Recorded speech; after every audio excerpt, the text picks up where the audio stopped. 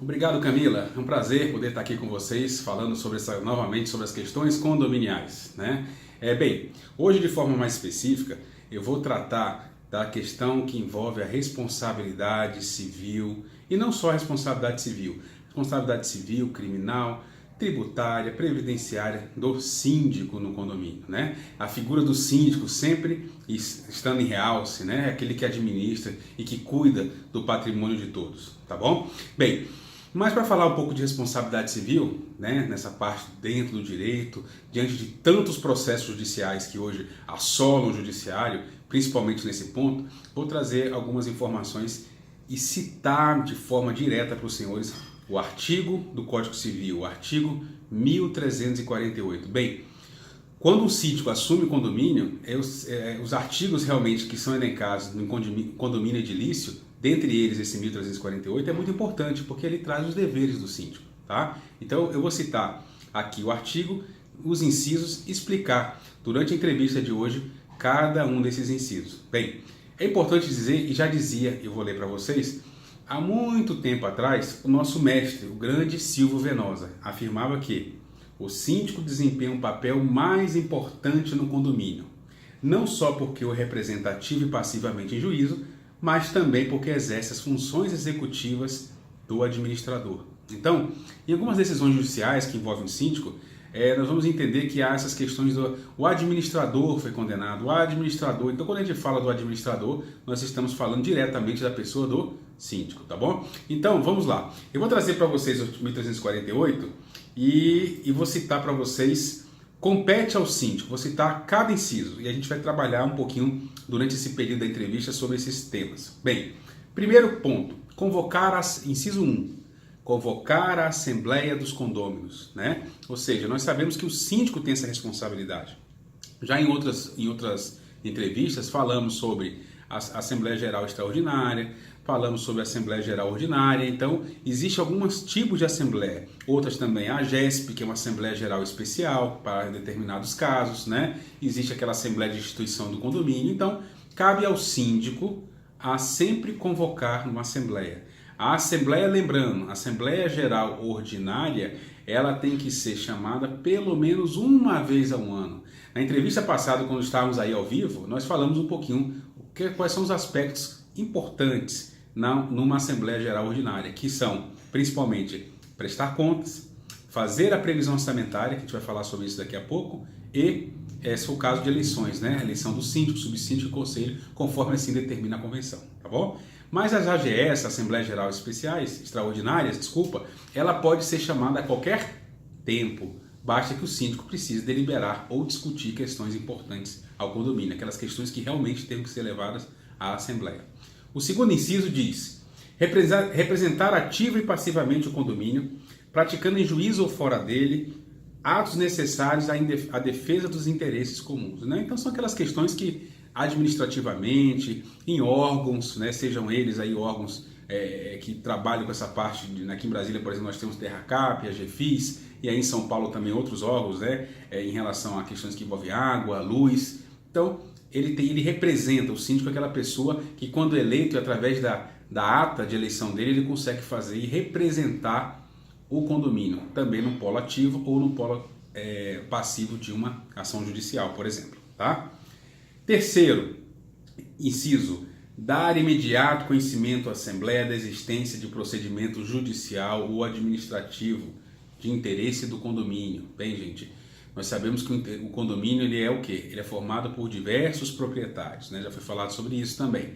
Então, o condomínio ele tem o quê?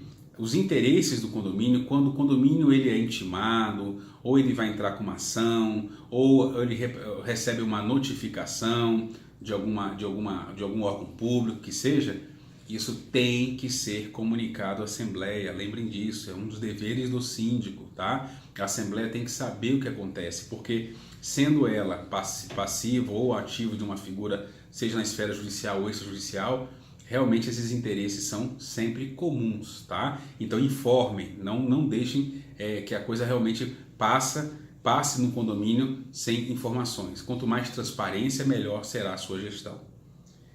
O inciso 4 diz assim: cumprir e fazer cumprir a convenção, o regimento e as determinações de assembleia. Bem, eu sempre cito que é muito importante deixar claro que na esfera condominial nós temos a chamada hierarquia. Ou seja, existe uma hierarquia, existem normas, né, que devem ser obedecidas de acordo com a hierarquia. Por exemplo, na esfera condominial nós temos a lei maior do condomínio, convenção. Depois nós temos o regimento interno, que traz as normas de conduta. Depois as determinações de assembleia. E lá embaixo aparece a figura do síndico. Então o síndico, ele não pode, de acordo com esse inciso, passar por cima de uma determinação de assembleia. O que porventura também não pode passar contra o regramento do regimento interno e da convenção. Existe uma hierarquia, por isso que ele tem que fazer ser cumprido, tá certo? E essas determinações, esses regimentos, o que está na convenção, eles seguem parâmetros legais. Assim como existe, saindo da esfera condominial, nós temos a questão, por exemplo, da Constituição Federal, nossa Carta Magna, que é hierarquicamente a superior. Depois nós temos o Código Civil, a Lei 8.245 de 91 e assim vai. Nós temos a Lei 4591 também de 64, conhecido como Lei das Incorporações. Então, são leis, né, algumas federais. Então, hierarquicamente, elas têm superioridade à convenção, ao regimento, à assembleia e ao síndico. Então, é muito importante que se conheça a legislação vigente em condomínio para que as pessoas não possam simplesmente ignorar, ou seja, desconsiderar uma decisão de assembleia, por exemplo, que passe por cima de uma convenção. Isso acontece muito. Os achismos predominam em assembleia. Então é importante que o condômino ou o inquilino, a pessoa que esteja morando no condomínio, possa se informar, ler os regramentos, ler, participar, receber as atas da assembleia, entender o que foi deliberado, ler o regimento interno, a convenção e assim vai, para que realmente não haja essas discussões e nunca predomine os achismos dentro do condomínio, tá? Então, sempre é importante essa leitura. Eu tenho um caso, por exemplo, de um síndico que eu achei bem interessante. Toda vez que chegava um condômino, ou ele comprava um apartamento, uma unidade naquele condomínio, ele se apresentava e entregava um regimento interno e a convenção, as leis do condomínio, né? Isso é importante, as pessoas têm que ler e saber o que é realmente, como viver ali naquela massa, dentro daquela massa condominial, como eles se viverem da melhor forma, porque existem regras, e essas regras têm que ser cumpridas, para que não haja multa e discussões, né, que realmente acalientem as assembleias, né? Então isso é sempre bom.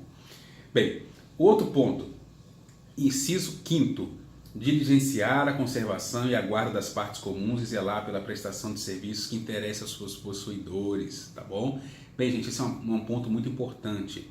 Nós já palestramos, por exemplo, aqui no CREA, no Distrito Federal, tivemos uma palestra com diversos engenheiros renomados falando somente sobre esse inciso, porque nós quando colocamos diligenciar a conservação da parte comum, né, ou seja, a guarda das partes comuns, zelar, né, o síndico é responsável sim em observar toda a questão da condominial. Por exemplo, quando um condomínio sendo novo ou não, ele tem lá a forma de manutenção dessas áreas. Essas manutenções, elas têm que serem bem feitas, elas têm que ser bem elaboradas, né? Essas manutenções têm que seguir calendários e muitos dos síndicos nem sabem como é que tem que ser feitas essas manutenções, o que gera problema.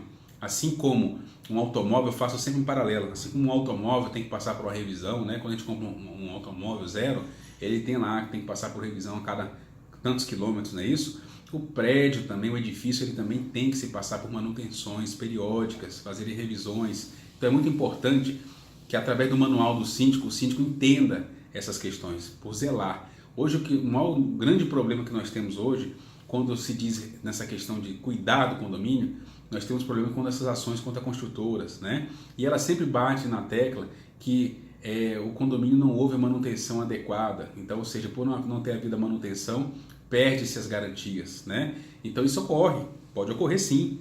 Então é importante que o síndico esteja atento a isso. Ele é o responsável. E, claro, não só isso com o tempo, mas a gente sabe que com o desgaste natural, a gente sabe que os problemas eles serão advindos, né? Sempre aparecerão nos condomínios.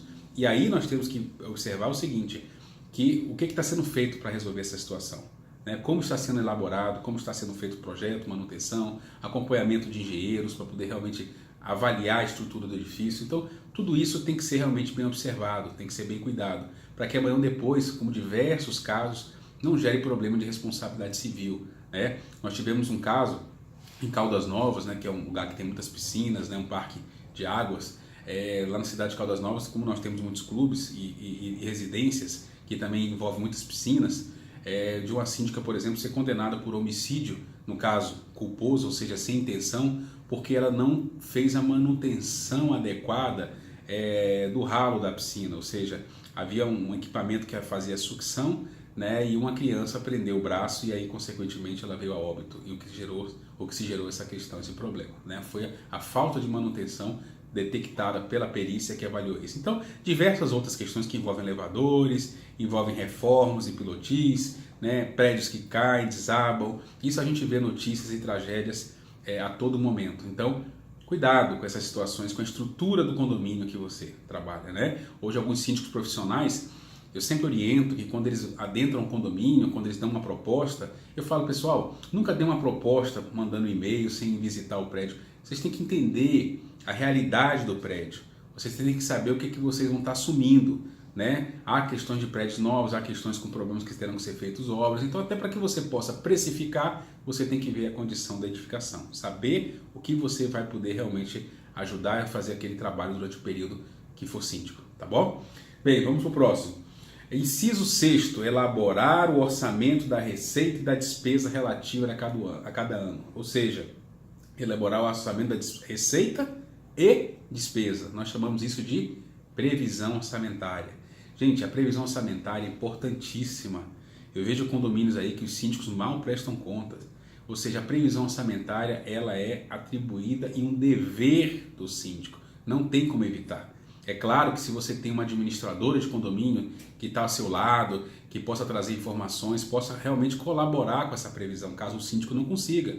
Mas o que é essa previsão? É aquele período de um ano, né? Vamos supor, uma AGO está sendo feita em março de 2019, agora que será feita, ela vai vincular uma previsão orçamentária até fevereiro de 2020, né? Ou seja, quais são os gastos, o que realmente tem, provisionar 13º de funcionários, questões de rescisões, questões que envolvem despesas. Nós temos que provisionar também aquela gordura, a sobra, né, diante dos aumentos que tem de água, luz. Isso é prever, é uma questão de organização, para que amanhã ou depois o síndico não possa estar chamando a assembleia para aumentar a taxa de condomínio, taxa ordinária, porque não consegue pagar as contas, né?